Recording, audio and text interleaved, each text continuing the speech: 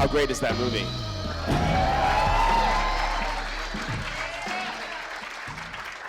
I had a feeling you would like it. My name is Dave Karger. I am the chief correspondent at Fandango. It is my absolute pleasure to be here with you tonight and to introduce 5 members of the cast of Southpaw. Please join me in welcoming first Miguel Gomez.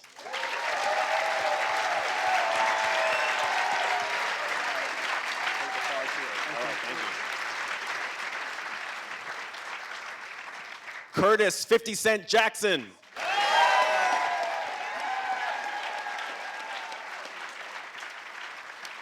If you ask me, the MVP of this film, Oona Laurence.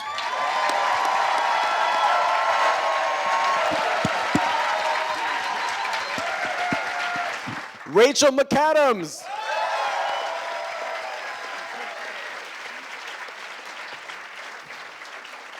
And of course, Billy Hope himself, Jake Gyllenhaal.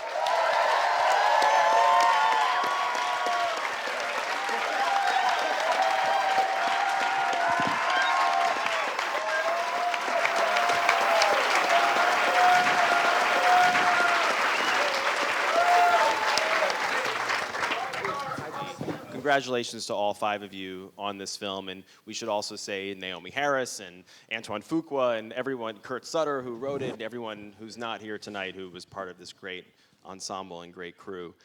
Jake, I want to know, when you first saw on a big screen, maybe you were looping or you saw the finished product, when you saw yourself, did you look like you thought you would look once you went through this entire process? I felt so good about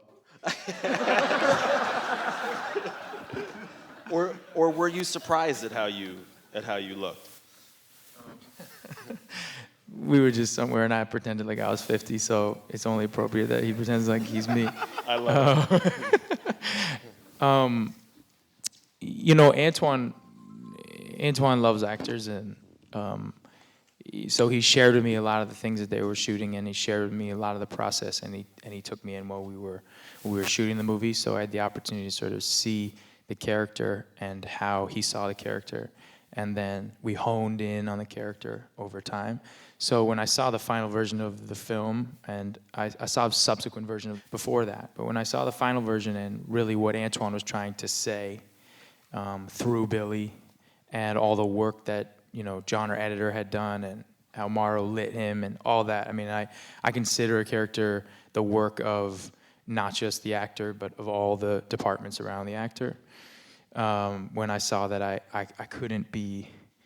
I was really proud of everything everyone did. I mean, I would hide in the shadows a lot of the time, and Morrow would always get upset with me because I would always try and find the shadows. But somehow, you know, it's strange. You know, you spend so much time with everybody, and you're also intimate, and you're doing this thing, and then it becomes something else. So it's a little uncomfortable, but I like it.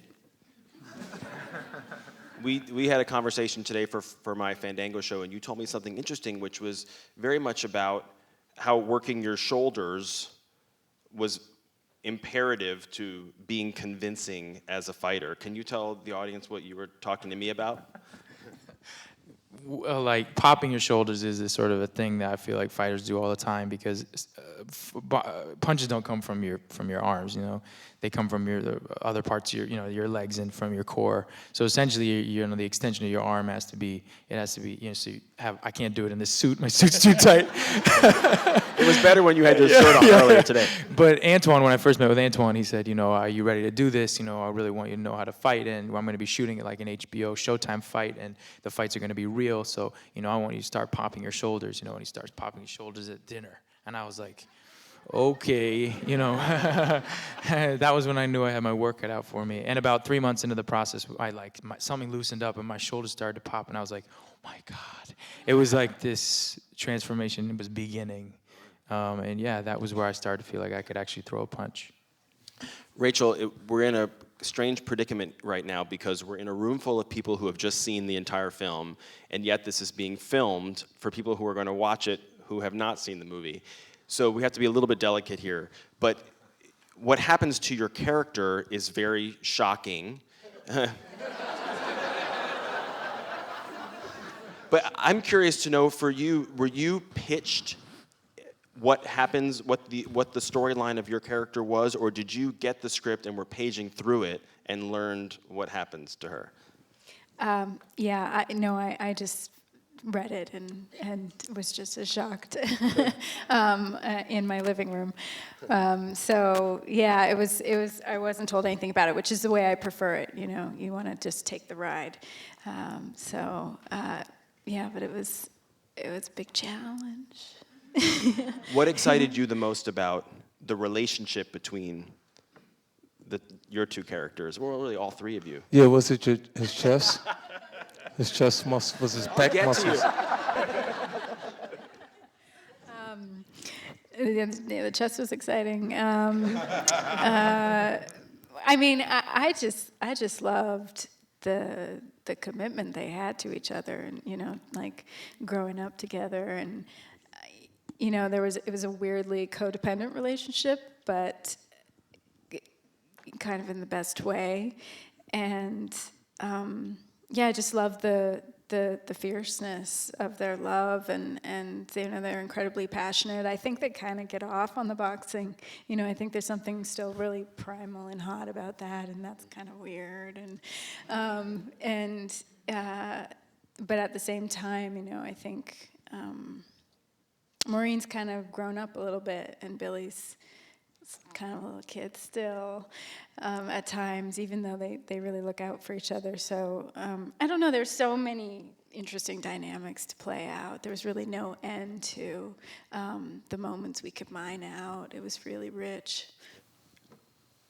Miguel, did you keep a distance, given the dynamic between your character and Jake's? Did you keep a distance from him on the set, or did you guys hang out and become friends? I think it was important for us to really get to know each other and trust each other and sort of find that respect and love for each other, to be able to, in those scenes, to be able to go all out and not hold back, and really feel the anger and the emotions. And we went to some really dark places, and I think only with the trust, we were able to do that in the safe space that Antoine, created for us. And before every take would say, protect each other, and that meant a lot to both of us. And we knew that sometimes, accidents would happen, when fatigue sets in and the anger sets in. Yeah, they start punching each other. And Jake hits pretty hard. Jake can throw a punch. He can pop them shoulders.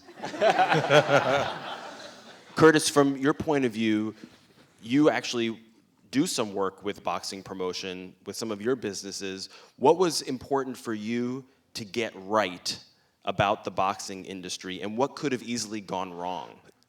Well, it's really important for me to be honest about the sport, and be a part of it. And this project definitely did that. Like, I don't think people realize how much work it was for Jake in this project, because it was like, prepare yourself for it and then spend 8-hour days, a little longer sometimes, training through the day. And they go, okay, cut, camera rolling, action, and cut.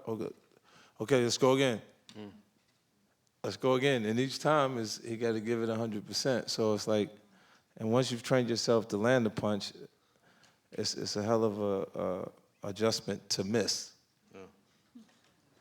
And so when he was talking about when they got fatigued and he started punching on them and shit, I was like, this is a different kind of job. Yeah, we would learn all the choreography, and as soon as you get punched in the face, that sort of goes out the window, right? You just got to survive by that point. Right. Oona, I think I speak for everybody in this room when I say you absolutely blew me away in this movie.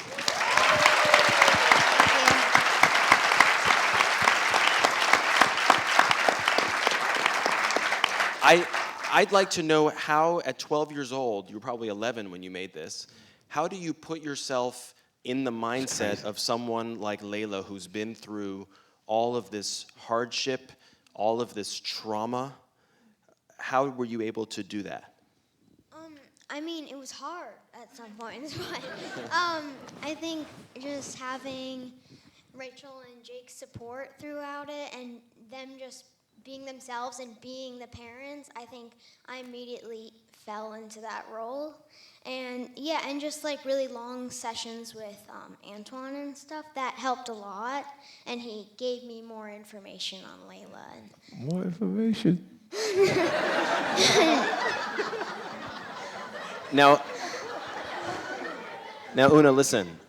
Jake has been starting to dabble a little bit in theater acting. He's been on Broadway.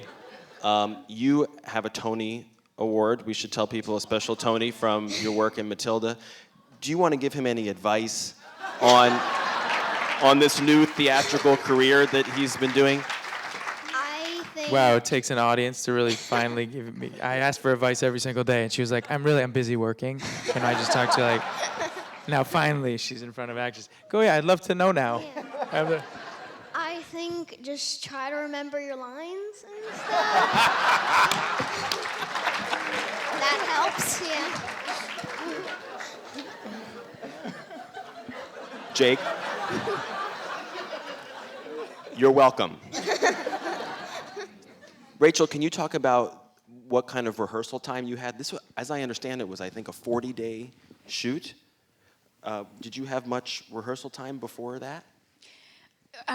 Yeah, we did, which is rare nowadays. So Antoine was really, adamant about carving that out, which I was so grateful for.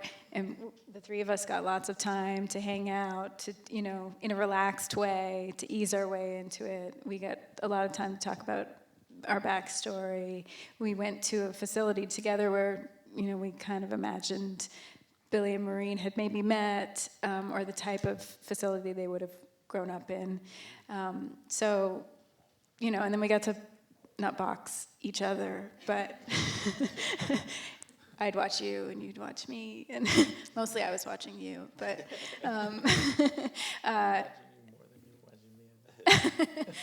Yeah, say that louder. I just said I was watching her more than she was watching me. Probably, she's easy on the eyes, so you kind of want to watch her, But you know what I mean. Yeah, no, she watched me a lot. She watched me a lot. In the ring, right. Yeah, so we kind of had like this little mini movie before we started the movie, which felt very real, and we didn't have to do a lot of pretending by the time we got there. When I saw the movie a couple weeks ago, the opening credits were going, and I saw music composed by James Horner, and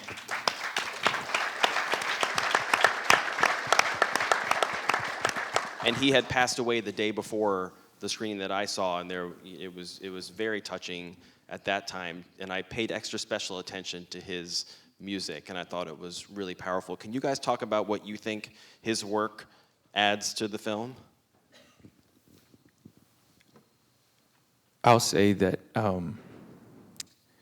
sometimes I listen to scores, as a motivation, emotionally, moving into a scene. And one of the scores that I use often and have, and that moves me so much, is score for Searching for Bobby Fischer, and many of his scores. I think in this score in particular, there are even some hints of it, and every time I hear that, like pieces of his history, it moves me so much. Like, he had an extraordinary career.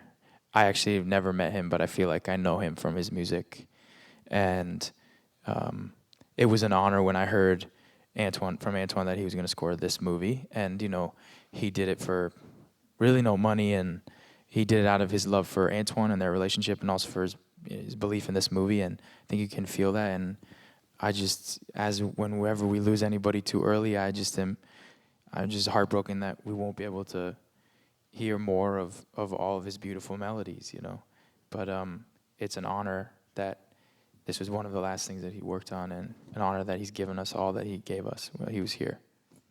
Absolutely. We have a lot of great questions from you all that you wrote on these cards. So this is a question from Holly. Hi, Holly, wherever you are. Holly wants to know from you, Jake. Obviously, there were physical challenges in preparing for your role and performing it, but what were the mental challenges that you encountered? every day I encounter mental challenges. It's a constant. But I think, you know, I grew up very differently from this character. You know, sometimes when I see a character on the page and I'm entranced by him, maybe her at some point. But when I'm entranced by the character, I sometimes see it as how far distance it is away from me, and sometimes that's exciting, and most of the times that's scary, depending on how far and out of focus it may seem. I think that the challenges for this were developing, you know, learning about his backstory. You know, it's sort of flippant in how he's like an orphan, but for me, that's not flippant. For me, the history of what that means and how that would affect him and how that would, you know, generate his feelings in every single situation was something that I'm very far from. I have 2 parents that I know and grew up with, so that was for me. That was challenging for me, and also really fulfilling. And I think once Rachel and I started to figure out the relationship between these 2 people, ultimately just made that relationship so strong. Like she said, almost codependent, but I think so strong. So those challenges, and that was the biggest one, was just a backstory that I had to search for. Here's a question for you, Curtis and Miguel. This is from Audrey. What drew you to your roles? What about this screenplay spoke to you and convinced you to say yes to the project? I needed to do something. I needed something to do. It was Jake and it was Anton Fuqua and their dedication to sort of tell this story and the incredible father-daughter relationship. You know, I'm a father, I have a daughter, and I think this story and the message in this film was important to be out there, you know. Now, this was exciting for me, to be honest with you. It was the missing piece to the things that I've done prior to this. Like, I had a chance to work with Al Pacino and De Niro on Righteous Kill, and Jake is like the new version of them. I like that. I like to do that. I intentionally put pressure on him. You see, he looked like, why you had to do that, man? All right, I want to end with a question for Oona. So Oona, it's the summer. There's all these big movies coming out. They're all sequels. They're all comic books. They're all superheroes. Why do you think and why do you hope that people will go out and see Southpaw this summer? I think they will go out and see it because it's a combination of, it's a story about boxing, but it's also a story about love and sacrifice, which is awesome. It has everything in it. And I think, no, and like seriously, I just think that it's like I think it's for everybody in a way. I mean, it might be really scary at times, but in the end, it's just about love, and I think that's great.